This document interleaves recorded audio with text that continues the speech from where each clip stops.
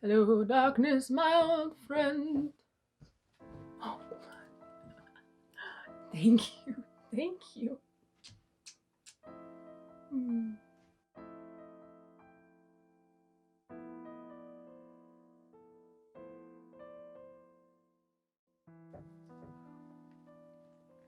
Oh, I just put cream on my face. There we go. Welcome back to the channel. My name is Melanie and I am super jazzed to be here as always. Today we're going to be talking about working with the Gemini archetype in accordance to a full moon. I would just like to report to all of you that I have been using my content planning journal that I organized, and I planned this full moon video in it. Just a reminder, like with all of my full moon videos, I do not cover the transiting planets. This is so that the information, associations, and correspondences provided can always be applicable whenever you watch the video. So Gemini as an archetype. Gemini's planetary ruler is Mercury. Mercury is all about the mind, communication, information. It's curious, objective, it analyzes information, categorizes, and tends to group things. Gemini's modality is mutable, very flexible, accommodating, adaptable, changeable, subsequently a little bit inconsistent. Its element is air. Again, the element of air is bringing in that changeability, adaptability. It's very fast, it's very cognitive, a lot of thought processes, knowledge, quick information, quick-witted, a lot of communication. Air, in general, air signs tend to have a more mental approach to life as opposed to emotional or purely physical. It's very much so cognitive, in your head, in your brain. Again, I've underlined the word adaptable. Having a sign that is ruled by Mercury is a mutable sign and an air sign. In one word, I would surmise this as adaptable, because the air mutable quality allows quick change. It's just very prepared to react in the moment quickly. Gemini is at home in the 3rd house, which rules over things like your neighbors, your siblings, communication, practical thinking, thoughts, education, as well as your immediate environment. When it comes to 3rd house, I tend to think of like childhood development, and it makes me think of how you start with your family unit and then you start to branch out into your mom's best friend, or grandma comes over and your social circle expands one level. Gemini rules over that one level of expansion. It's not just you and your closest partner anymore, it's you and a few different people. So it's starting to bring in a wider reach, essentially. As always, I kind of like to cover the opposing sign of the zodiac archetype we're working with, because if you can't quite get your head around the concepts of a zodiac sign, it's good to look at the opposite because it tends to provide you with things that the sign is not. So you can do a lot of comparing and contrasting between the opposites of the zodiac. So on one side we have Gemini, and then on the other we have Sagittarius. Gemini is very much so about knowledge, while Sagittarius is about experience. When I think of this axis, I think about the knowledge that Gemini has being turned into wisdom through the experience that Sagittarius provides. And this is kind of the energy behind this axis and what I really call upon when I work with both Gemini and Sagittarius archetypes. Gemini with the base, inquisitive, curiosity, knowledge aspect. Sagittarius with the integration and experience portion. It turns and transmutes information into wisdom. I think that's the beautiful ability of the Gemini and Sagittarius polarity. As always, because I'm filming, Ripley has decided it's the optimal time to chew a bone, so if you can hear him munching away in the background, I do apologize.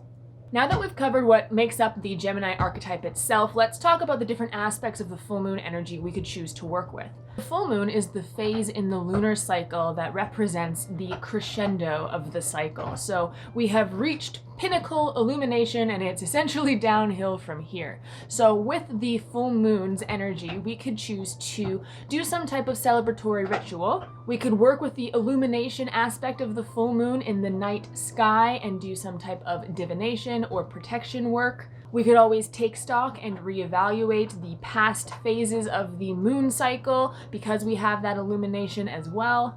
We can work with the energy to do some banishing work. So there is a lot of possibilities when it comes to working with the full moon energy. Like always, before we jump into covering the actual associations and correspondences for a Gemini full moon ritual, I want you to give yourself some time to kind of establish your own thoughts, feelings, and associations or correspondences with these archetypes. Decide what type of full moon ritual you're planning? What aspects of the full moon's energy are you going to draw upon? I'll put up some pretty images and some nice music so you can take some time to do reflection. I'll meet you back here with the associations and correspondences.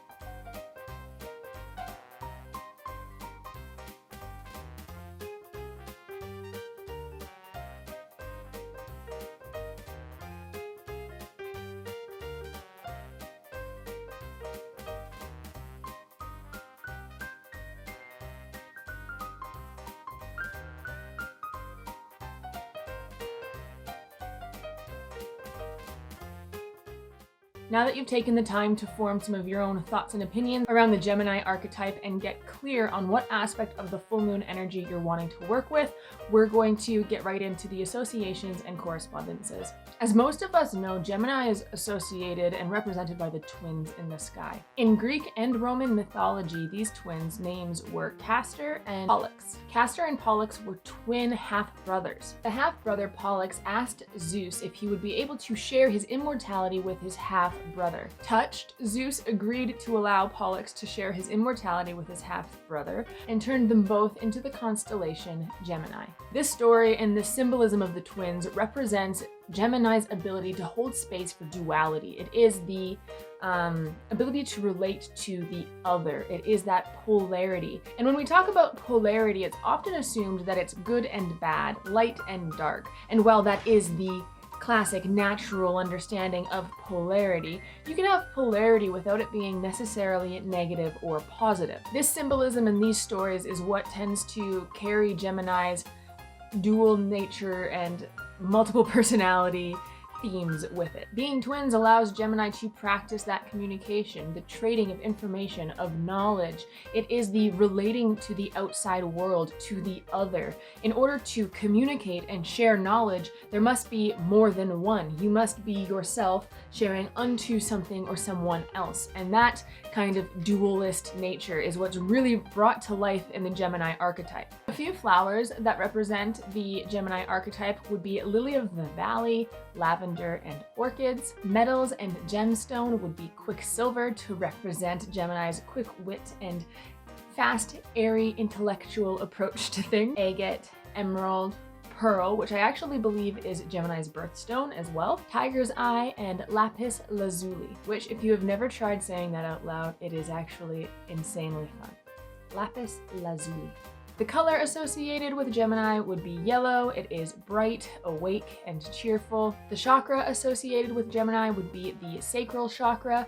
Again, sacral energy is about essentially not enforcing, but expressing your will out unto the world, taking yourself and interacting with your surroundings, with people around you, and exploring, kind of defining who you are and figuring out what works for you and what doesn't by the interactions with the people and the world and things around you. Gemini's tarot card is the Lovers. Again, talking about the dual nature of Gemini. Relationship is all based off of relating. Relationship is not only romantic, but you have relationship with literally everyone and everything in your life.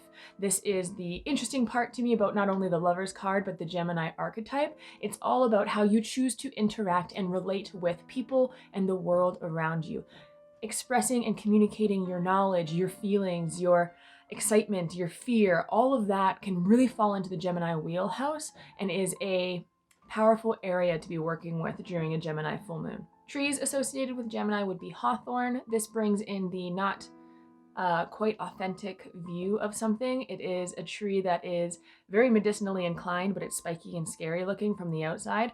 So this brings in that dualistic nature, that kind of hidden meaning that Gemini is associated with a lot. Herbs that you can use to work with Gemini or call in Gemini would be dill, parsley, anise, marjoram, and lavender. Body parts that Gemini rules would be nervous system. This includes your shoulders, your lungs, arms, hands, and fingers. Gemini's season is in the spring when things are coming back to life. This ties in a lot of its correspondences like the springtime flowers or the color yellow. It is very joyful and communicative and talkative and almost young and naive in its fresh curiosity and curious approach to life. It's very intrigued and wants to learn more, which is very represented in the spring season. To top it off, I want to give you guys a bit of a list of some famous Geminis so you can see what some of the characteristics might look like in physical 3D form.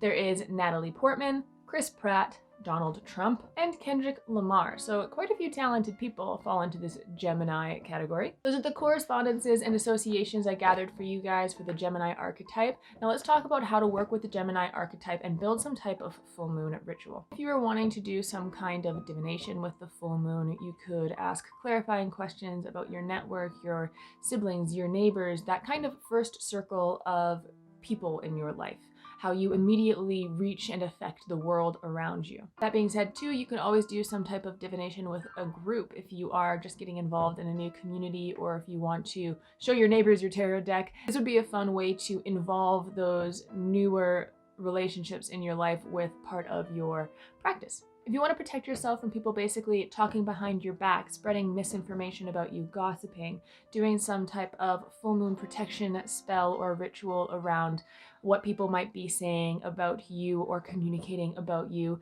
that would be a great way to use this energy. If you're wanting to incorporate something fun and more celebratory and lighthearted for the full moon, you could write little love letters, say sweet words of encouragement to people who are close to you in your life, and give them to people on the full moon. This is a way to work with that more celebratory, fun, relaxed energy of the full moon and the communication ability of Gemini. If you want to do any type of a brainstorming for new projects, using the illumination of the full moon and Gemini's Mercury ruler and its air element would be a great time to brainstorm, jot down ideas, communicate, ask questions, and learn about something new. Gemini is all about gathering information and learning and communicating and gaining that insight. It's very curious. It wants to learn. So if you have a list of projects you've been waiting to start, choose the one that involves asking people questions, getting your firsthand experiences, and putting yourself in the situation to be fully immersed. Gemini is also a mutable sign, so you'd be very adaptable in new social situations if you're wanting to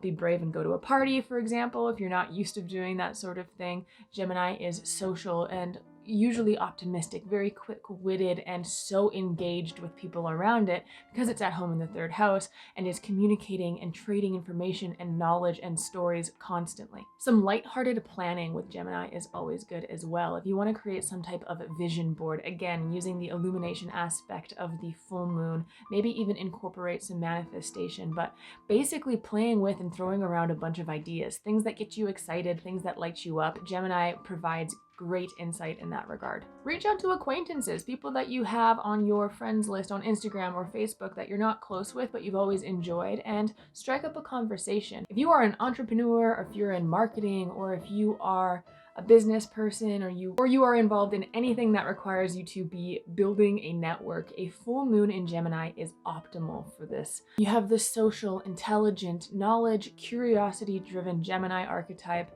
and the culminating, powerful energy of a full moon that is a luminary in the night sky. You have that celebratory joy that the full moon brings in, and that very good communicative, networking, reaching out, quick-witted, smart, and engaged Gemini archetype. So if you need to network or throw a party for business or meet new associates, this is a great time to organize something like that. So if you're an entrepreneur, get on it. Of course, Gemini full moons usually are the last of the year. So when I'm making this video, it's 2021. This is the last full moon of the year for us. So doing some type of inventory. Gemini is very intelligent. It is ruled by Mercury. It is an air sign, and it's very intellectual. Make a list. Do some reflection with that illuminary aspect of the full moon, and think about the things that worked for you this year, the things that didn't.